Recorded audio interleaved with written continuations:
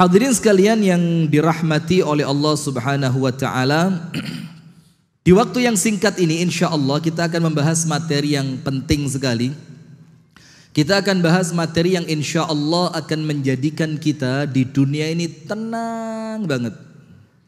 Menjadikan hidup kita di dunia ini nyaman, tenang, gak jadi orang itu gampang panik, enggak. Apa materi kita? Insya Allah 4 langkah ketika menghadapi musibah. Jadi langkah apa yang harus kita lakukan apabila kemudian seketika musibah dari Allah itu datang. Maka insya Allah dengan 4 langkah yang akan kita sampaikan ini, insya Allah hidup kita akan tetap tenang walaupun musibah itu datang. Nah, ketika ujian itu datang, ketika musibah itu datang, ada 4 cara agar kemudian kita senantiasa di atas ridho dari Allah. Jadi ketika musibahnya datang, insya Allah kita akan dalam keadaan diridhoi oleh Allah. Ada berapa cara? 4. Nomor 1. Poin pertama, tidak boleh dipindah ke nomor 2. Poin pertama harus diletakkan pada poin yang pertama. Apa itu? Tawakkal 'alal hayyil ladzi la yamut. Langsung ketika musibah itu datang, langsung jangan sok pinter. Oh, ana bisa. Lah, enggak bisa inti. Oh, gampang. Ana telepon Sultan Banjarbaru, selesai urusan. Enggak bisa. Oh, gampang. Ana punya kenalan polisi. Lah. Oh, bisalah kita atur kasih fulus. Bil fulus kullu syai'in menjadi mulus. Enggak ada. Kenapa? Harus langsung tawakal kepada Allah. Harus langsung apa? Tawakal. Nah, sekarang saya mau tanya, kenapa harus langsung tawakal? Kenapa? Karena Allah tidak suka, Allah tidak senang kepada orang yang merasa dirinya mampu. Enggak. Karena kalau dia merasa mampu, dia tidak akan bersandar kepada siapa? Allah. Dan antum tahu enggak? Ketika antum sudah mulai nyaman bersandar, tenang, sandar, itu sandarannya sama Allah dibongkar. Langsung antum jatuh. Kenapa? Karena Allah ingin mengembalikan antum tidak bersandar kepada siapapun kecuali hanya kepada Allah. Jadi hati-hati, orang yang sudah mulai tenang dengan rumahnya, dengan pekerjaannya, dengan posisinya, dengan jabatannya, Allah cemburu. Allah bisa cemburu enggak? Allah bisa cemburu enggak? Rasulullah yang mengatakan, innallaha yaghar. Allah itu apa? Cemburu. Bagaimana cemburunya Allah? Ketika seharusnya seorang manusia bersandar kepada Allah, dia hanya fokus kepada Allah, ternyata dia bersandar kepada selain Allah. Dia bersandar dengan kecerdasannya, dia bersandar dengan kolega kenalannya, dia bersandar dengan polisi yang dia gadang-gadang bisa menyelesaikan masalahnya, dia bersandar dengan uang yang dia katakan bisa menyelesaikan segalanya, maka Allah jadikan semuanya tumpul. Kenapa? Karena Allah ingin antum kembali hanya bersandar kepada Allah. Maka ingat tak ucapannya Imam Syafi'i. Al-Imam Muhammad ibnu Idris Asy-Syafi'i mengatakan, ketika engkau ditimpa masalah, ada masalah, ternyata semua temanmu pergi. Oh, sering ya, sering. Kita kalau lagi zen aja, kalau lagi tajir, kalau lagi kaya, orang nempel. Kayak tawon, panyangat ya. Nempel semua. Tapi kalau pas kita susah, apa yang terjadi? Apa yang terjadi? Kabur semuanya. Dan itu pernah kejadian di zaman salaf. Di zaman siapa? Salaf. Ada seorang laki-laki kaya raya. Ketika dia kaya, temennya tiap waktu makan datang. Sarapan temennya datang, makan siang temennya datang, makan malam temennya datang. Qadarullah dia jatuh miskin.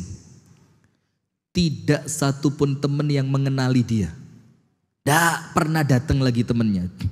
Terus istrinya bilang apa? Wallahi ma ra'aitu suhbata su' illa suhbatak. Demi Allah saya tidak pernah lihat teman yang jahat kecuali teman kamu. Atauka ghaniyan wa tarakuka faqira. Mereka datang ketika kamu kaya dan mereka pergi ketika kamu miskin. Siapa yang ngomong? Siapa yang ngomong? Istrinya. Sekarang lihat bedanya istri sama suami. Kalau rejal begini. Kalau istri bilang apa? Temanmu itu jahat. Suaminya bilang apa? Lah, kebalik. Justru temanku baik. Mereka datang ketika aku mampu memuliakan mereka. Dan mereka tidak datang karena mereka tahu aku lagi susah. Kalau mereka datang, mereka akan semakin menyusahkanku. Coba lihat, keren suami atau istri? Jawab, keren suami atau istri? Begini.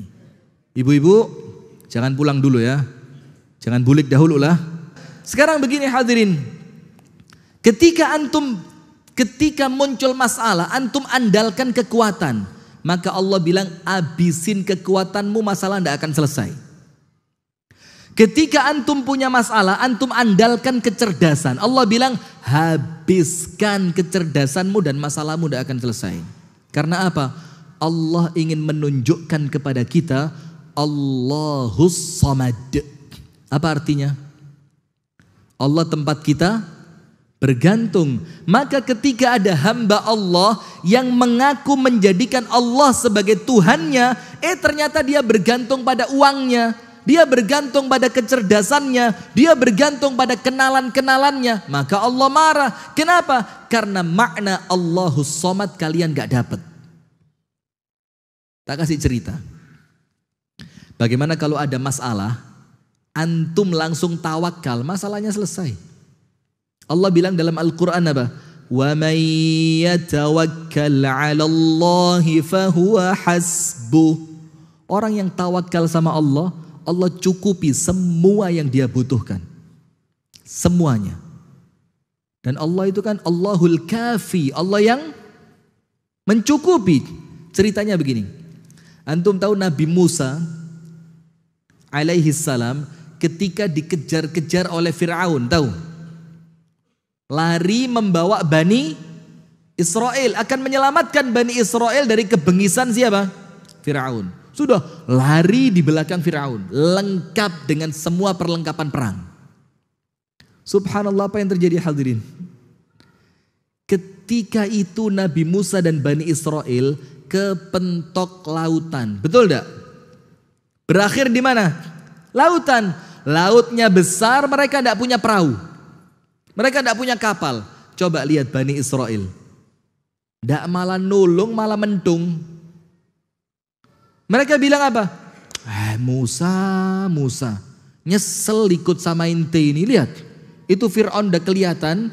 Depan laut tidak ada solusi. Apa Bani Israel katakan? Inna lamudrakun. Ini pasti ketangkep kita ini. Apa kata Nabi Musa? Coba cek. Nabi Musa mengatakan, kalla, tidak mungkin ketangkep. Tidak mungkin ketangkep. Kenapa? Inna ma'iya rabbi sayahdin. Allah bersamaku dan Allah pasti kasih jalan keluar. Dapat jalan keluar? Dapat. Allah bilang apa? Alqi asak. Lemparin tongkatmu. Lautnya bagaimana? Kebuka. Ketangkep mereka? Tidak. Mengandalkan siapa? Ini kunci, jadi tidak usah ruwet. Serahin sama Allah, beres urusan. Iya, maka tawakal nomor 1. Ada masalah, langsung ya Rabb, aku bertawakal kepadamu. Karena engkau zat yang maha kuat, engkau zat yang maha perkasa, engkau zat yang maha segalanya. Maka masalah ini ya Allah kecil untukmu. Itu poin pertama. Ketika ada masalah langsung apa? Tawakal. Yang kedua, ketika masalah muncul, husnudzan kepada Allah. Apa? Husnudzan. Husnudzan itu apa? Baik sangka. Sekarang saya mau tanya, yuk gimana? Lawang ada musibah kok disuruh husnudzan. Nomor satu, lihat. Musibah itu datang atas izin siapa? Atas izin siapa? Allah. Sementara Allah mengatakan di dalam Al-Quran, La yukallifullahu nafsan illa wus'aha. Allah tidak akan membebani antum di luar batas kemampuan. Bisa enggak husnudzan? Oh, kalau masalahnya begini berarti saya mampu. Kenapa? Karena kalau saya tidak mampu, Allah tidak akan membebani. Betul enggak? Fattaqullah mastata'tum. Bertakwalah kalian kepada Allah sesuai batas kemampuan kalian. Maka terus mana mungkin Allah ngasih kepada kita masalah yang Allah tahu kita tidak mampu. Zalim Allah sama kita. Tidak mungkin kan? Nah, maka husnudzan yang pertama, la yukallifullahu nafsan illa wus'aha. Berarti ketika masalah datang, antum yang pede. Ketika masalahnya besar, berarti Allah titipkan kepada saya kemampuan yang besar. Iya kan? Husnudzan yang kedua apa? Lihat. Siapa yang paling penyayang kepada antum? Siapa? Siapa di alam semesta ini yang paling sayang kepada antum siapa? Allah. Bahkan antum lihat ada seorang ibu di zaman Nabi Muhammad kehilangan anaknya. Kemudian panik dia, anaknya dicari. Para sahabat Nabi bantu nyari. Ketika anaknya ketemu langsung dipeluk sama ibunya. Disusuin dia. Disayang itu anak. Terus Rasul bilang apa? Kalian lihat ibu ini? Iya. Kalian lihat ibu ini? Iya. Terus Rasulullah bilang apa? Wallahi, demi Allah. Allah itu arhamu bikum, lebih sayang kepada kalian min hadhihi biwaladiha, dibanding sayangnya perempuan ini kepada anaknya. Itu husnudzan yang kedua. Karena musibah ini datangnya dari zat yang sayang sama antum. Musibah ini datang bukan dari musuh. Kalau musuh menginginkan antum apa? Celaka, binasa. Tapi datangnya dari Allah yang kepingin antum tambah baik. Husnudzan yang kedua. Kita kasih contoh. Antum tahu Nabi Ayub alaihi salam kan? Bagaimana ujiannya Nabi Ayub? Top.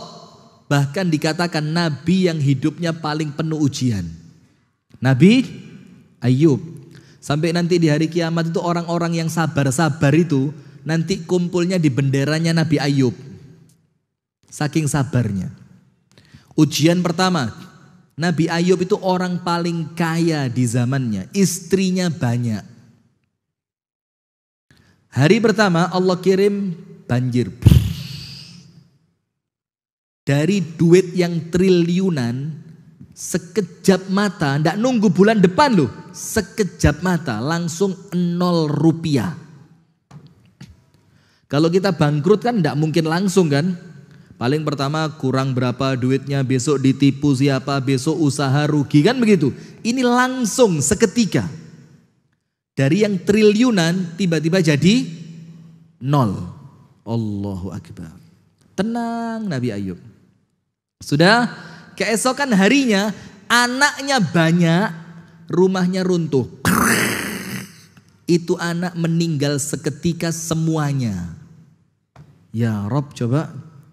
Antum tidak usah khawatir, anak takut. Gak mungkin antum diuji begitu, gak mungkin. Gak mungkin, kenapa? Ujian itu sesuai taraf keimanan. Kita iman baru Senin Kemis kok mau diuji kayak Nabi Ayub, gak mungkin. Meninggal bareng anaknya. Tenang Nabi Ayub. Berikutnya, semua istri meninggalkan dia. Sisa satu orang istri yang paling sabar mendampingi Ayub alaihissalam. Berikutnya, Allah kirimkan penyakit kulit. Iya enggak? yang penyakit itu menjadikan Nabi Ayub tidak bisa bekerja lagi. Sudah 4. Tenang Nabi Ayub. Terus istrinya datang, Ayub, innaka nabi. Ayub, engkau ini nabi. Wallahu yastajibu du'aan nabi. Dan Nabi kalau berdoa, sekejap mata doanya diijabah. Kenapa tidak minta sama Allah sembuh? Apa kata Ayub? Istahyaitu min Rabbi. Saya malu kepada Allah. Malu. Sembuh 80 tahun. Sakit baru 8 tahun minta sembuh. Malu sama Allah. Kita ini coba lihat. Woi, waktu muda jalan-jalan, terbang, naik gunung, nyelam laut. Baru syebeh sakit dikit. Ya akhir marid. Wallah marid. Tidak malu sama Allah. Berapa puluh tahun sehat tidak pernah bersyukur. Sakit baru 2 tahun. Wallah marid. Apa ini? Sudah? Maka Nabi Ayub tidak mau doa. Malu sama Allah. Malu. Sembuh bertahun-tahun, sakit baru berapa tahun kok minta sembuh. Masih bisa lanjut dikit ya. Dikit. Sudah? Apa yang terjadi? Tidak mau doa. Istrinya sabar. Apa yang terjadi hadirin? Terakhir kali Nabi Ayub ngelihat istrinya mencukur apa? Rambutnya dipotong. Dijual ke pasar untuk apa? Beli makan bakal Nabi Ayub. Nabi Ayub tidak sampai hati. Ya Allah, kalau ini tidak kuat sudah saya ini ya Allah. Ini istriku, pengorbanannya sampai dia cukur rambutnya, dia jual ke pasar untuk beli makananku ya Allah. Terus Nabi Ayub berdoa. Cek, lihat. Seni doanya Nabi Ayub. Tidak seperti kita doa langsung. Ya Rob, waras, sembuh. Tidak pakai. Cek doanya Nabi, lihat. Seni doa itu hadirin, seni merayu Allah. Doanya Nabi Ayub apa? Allah abadikan dalam Al-Quran. Wa ayyuba idh nada rabbahu. وأيوب إذ نادى ربه أني مسني الضر وأنت أرحم الراحمين. Ajib betul. Allah bilang apa? Coba kalian ini kata Allah. Ingatlah kepada Ayub. Ketika dia menyeru Tuhannya. Cek. Apa yang terjadi? Ketika Ayub tertimpa musibah, tidak ada yang dia seru kecuali Allah. Itu poin pertama. Wa ayyuba idh nada rabbahu. Dan Ayub ketika dia menyeru Allah, apa doanya? Anni massaniyadh-dhur. Ya Allah, saya ketempelan kesulitan. Padahal sudah babak belur. Tapi ngomongnya apa? Mas. Antum tahu mas? Mas saya musuh. Mas itu nyerempet aja. Padahal sudah apa? Harta habis, anak habis, sakit, istri pergi. Tapi ngomongnya apa sama Allah? Aku keserempet kesulitan ya Allah. Maka Ayub bilang, Anni massaniyadh-dhur. Ya Allah, aku tertimpa kesulitan kecil ya Allah. Nomor 2. Nomor 3 apa? Husnudzan. Wa anta arhamur rahimin. Tapi ya Allah tetap dengan semua ujian ini Engkau yang paling penyayang ya Allah. Coba husnudzan enggak? Allah digituin, loh selesai masalah. Langsung apa yang terjadi? Fakashafna ma bihi min dhur. Langsung Allah hilangkan semua kesulitannya. Istri pulang dari pasar, Ayub di depan pintu, istrinya tidak tahu kalau itu Nabi Ayub. Masuk istrinya, cari Ayub dalam rumah, Ayub tidak ketemu. Toilet mafish, ruang makan tidak ada, bawa kasur tidak ada. Ayub, enak, di mana Ayub ini? Istrinya keluar, nemui laki-laki depan pintu. Mas, kelihatan Ayub keluar enggak? Padahal ini laki-laki siapa? Nabi Ayub. Dibilang apa? Wa ana Ayub. Lu aku ini Ayub yang kamu cari. Ya Rob, secepat itu. Kenapa? Husnudzon. Wa anta arhamur rahimin. Engkau ya Allah zat yang paling penyayang untuk saya. Allah Ta'ala berfirman apa? Ana inda dhanni abdi bi, kata Allah. Aku, kata Allah, sesuai apa yang kalian sangkakan. Kalau kalian berprasangka baik, kebaikan aku kasih. Kalau kalian berprasangka aku buruk, keburukan yang kalian dapatkan. Cuf. Maka yang kedua, ketika kena musibah apa? Tetap husnudzan bahwa Allah adalah yang paling penyayang. Ketiga, la tay'as min rauhillah. Ketika musibah datang, dan sebesar apapun musibah itu, jangan putus asa dari rahmat pertolongan dari Allah. Jangan putus asa. Karena Allah bilang apa?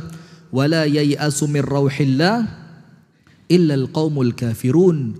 Tidaklah putus asa kecuali orang kafir. Kalau antum beriman, artinya antum juga mengimani kemampuan Allah. Apabila antum beriman, artinya antum juga mengimani pertolongannya Allah. Nabi Musa coba dikejar Fir'aun, laut kebuka. Jangan pernah putus asa. Contohnya begini. Antum tahu Nabi besar Muhammad SAW ketika pergi hijrah dari Mekah menuju Madinah. Yang menemani siapa? Yang menemani hijrahnya Nabi Muhammad siapa? Abu Bakar. Saya mau tanya, seharusnya lebih penting Umar atau Abu Bakar? Hah? Ini kan dikejar-kejar orang. Nabi Muhammad perlu selamat. Iya kan? Supaya orang yang mendampingi itu seperti, maaf ya dalam tanda kutip, bodyguard gitu kan. Yang orang, maka seharusnya lebih penting Umar atau Abu Bakar? Umar. Antum tahu Umar ketika mau hijrah? Pengumuman. Bilang apa? Quraisy ini, dengerin ya, ente dengerin semua. Besok ana mau pindah ke Madinah. Pengumuman. Yang lainnya apa? Sembunyi. Terus Umar bilang, siapa di antara kalian yang kepingin istrinya jadi janda, datang besok. Siapa yang kepingin anaknya yatim, datang juga besok. Selesai, janda dan yatim anakmu. Ada yang datengin Umar besok? Wala wahid tak ada. Tenang Umar jalan teng. Mana Quraisy? Maaf, tenang. Tapi kenapa kok yang dipilih Abu Bakar? Karena posisi ini bukan posisi kekuatan fisik, tapi yang dibutuhkan kekuatan iman. Maka Abu Bakar bergelar apa? As-Siddiq. Kita perlu orang yang imannya kuat, bukan fisik. Maka yang dibutuhkan sama Nabi Muhammad bukan Umar, tapi siapa? Abu Bakar, karena ini posisi yang penting iman kuat. Sudah berangkat sampai gua Thur, Jabal Thur. Sembunyi kan masuk, orang kafir naik. Terus ketika Abu Bakar sama Rasulullah di dalam, antum pernah lihat enggak gua di Jabal Thur itu? Pernah lihat? Enggak pantas buat sembunyi, enggak pantas, mangap. Enggak pantas buat sembunyi. Kemudian ketika orang kafir datang dengan kuda mereka, Abu Bakar bilang apa? Ya Rasulullah, lau ra'au ila aqdamihim la ra'auna. Ya Rasul, kalau mereka itu kepalanya diturunin dikit aja, ketangkep kita ini. Apa kata Rasulullah? La ya Abu Bakar, dak. Kenapa? Ma dhannuka bithnain Allahu thalithuhuma. Apa yang kamu bayangkan kalau ada dua orang, Allah jadi yang ketiga di antara mereka? Aman ya Rasul, khalas aman. Ketangkep mereka? Enggak. Kenapa? Jangan pernah putus asa dari datangnya rahmat Allah. Penutup yang terakhir, la tansa minad du'a. Jangan lupa berdoa. Nomor satu apa? Tawakal. Nomor dua, husnudzan. Nomor tiga, jangan pernah putus asa. Nomor empat, doa. Kita ini kadang-kadang gampang panik. Iya enggak? Ada masalah, panik. HP, telepon, tetangga, mobil cek, nyalain. Baru bensin naik, borong bensin. Ini kelas apa ini? Iman model apa? Jangan panik. Apa yang terjadi?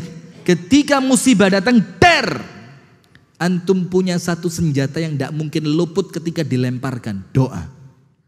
Apa? Doa. Yang nyuruh antum berdoa siapa? Allah. Yang menjanjikan doa bakal dijawab siapa? Allah. Maka Allah Ta'ala berfirman, wa qala rabbukum ud'uni astajib lakum. Langsung loh ini, wa qala, dan Allah berfirman, ud'uni, berdoalah kepadaku. Allah langsung bilang, astajib lakum.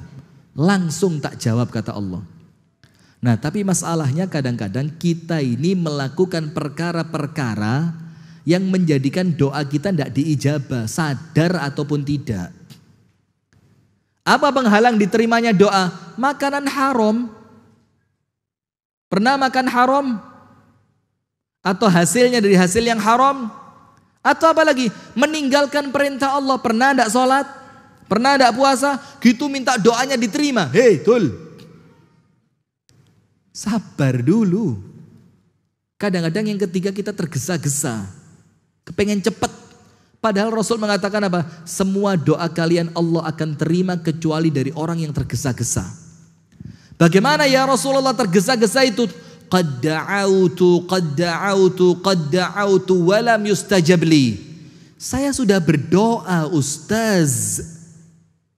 Saya doa Ustaz. Saya minta sama Allah, tapi tidak kunjung dikasih. Ente tergesa-gesa. Ini yang bikin doa tidak diterima. Kenapa? Karena yang maha tahu kapan doa antum harus diberi siapa? Allah. Nah maka jangan lupa doa. Karena doa ini adalah senjata yang ketika antum lempar, dia tidak akan salah sasaran. Pasti tepat, kena pada tempatnya Allah Ta'ala, dan Allah akan kasih yang tepat untuk diberikan kepada antum pada waktu yang tepat. Nah maka hadirin sekalian, 4 ini dipegang insya Allah. Tapi ingat, mudah-mudahan kita semua selamat dari ujian dan musibah, amin. Yakin Allah Maha Kuasa. Ketika ujiannya datang, yang 4 ini dipegang. Nomor 1 apa? Serahin sama Allah, ya Rabb, ya Rabb, ya Rabb. Yang kedua, langsung husnudzon, engkau maha baik ya Allah. Ini musibah tidak mungkin merugikan aku, tidak mungkin melewati batas kemampuanku, dan engkau zat yang paling penyayang kepadaku ya Rabb. Yang ketiga, jangan putus asa, karena pertolongan Allah itu datangnya tidak disangka, tidak diduga. Orang Arab bilang apa? Dhaqat wa lamma istahkamat ufrijat wa kuntu adhunnuha la tufraj. Ada pintu terkunci rapat, Anda putus asa sudah, tidak bisa ini kebuka. Tiba-tiba apa? Allah buka tanpa sebab, moro-moro kebuka gitu. Jangan putus asa, karena Anda sedang bermuamalah dengan Allah yang maha kuasa. Tidak ada yang mustahil buat Allah. Yang terakhir, jangan lupa berdoa. Hadirin sekalian yang dirahmati oleh Allah, itu yang dapat kami sampaikan. Semoga ada manfaatnya. Apabila ada ucapan-ucapan yang kurang baik, apabila ada candaan-candaan yang kurang berkenan, kami memohon maaf yang sebesar-besarnya. Kita tutup dengan doa kafaratul majlis. Subhanakallahumma wa bihamdika asyhadu an la ilaha illa anta astaghfiruka wa atubu ilaik. Assalamualaikum warahmatullahi wabarakatuh.